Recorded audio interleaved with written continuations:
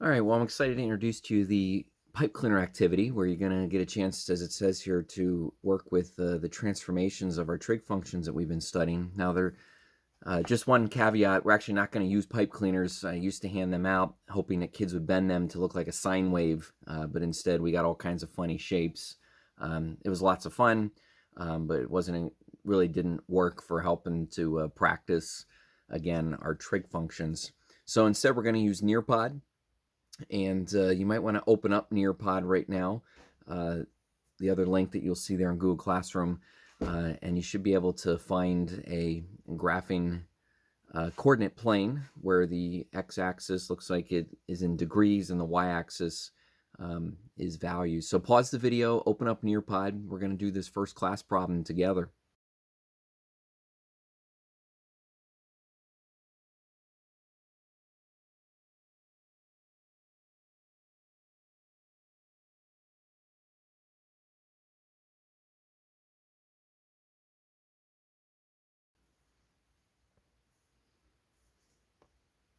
All right, so if you were doing this on your own here, it says for question A1, create the sine wave. And again, this is good practice. You want to be doing this without a calculator. Remember what you know about the sine wave. You should know its starting point. You should know an ending point, and you'll see that I'm marking those first.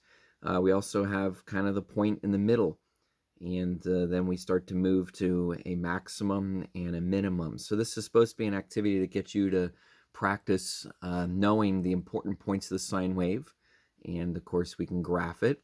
Look, there's usually some questions to answer. If I graphed it correctly, I should be able to say that there's a maximum at 90 comma 1, and there's a minimum at 270 negative 1.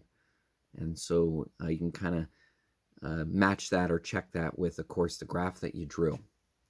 Now, moving on to question B2, or excuse me, just question B, it says, what's the transformation for sine of x plus 2?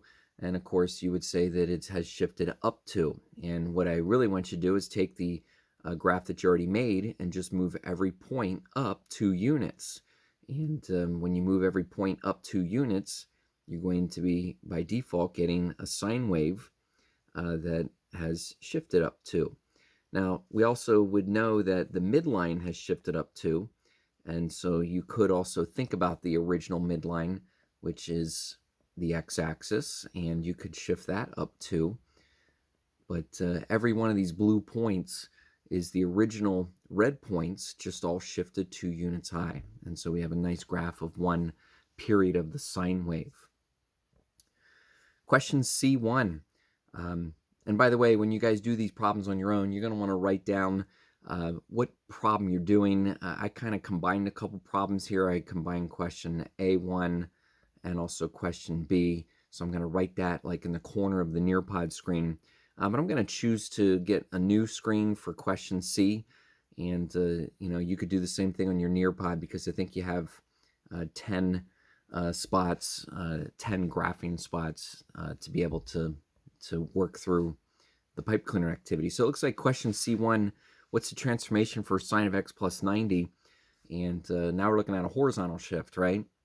So you're thinking about all those original red points, but now they're shifting 90 units to the left. And so my starting value shifts to the left. My first maximum shifts to the left. And really every point from that previous graph has shifted 90 units to the left. And so now I'm drawing that transformed sine wave. And if I know, if I knew the transformation was 90 to the left, I also can identify this maximum minimum. There's usually some questions that go with each of those, with each graph, just to kind of test, make sure you're thinking the right way. So I can confidently write 0, 1.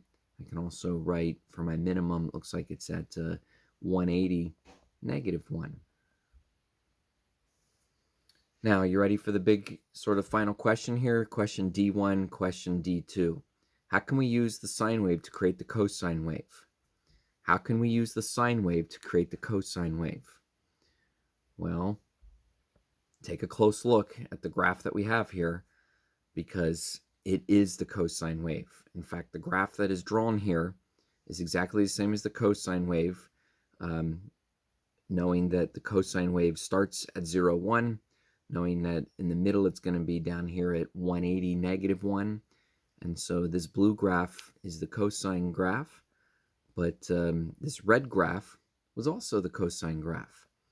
And so have you begun to notice that, of course, sine and cosine really are the same graph, just that one of them is shifted.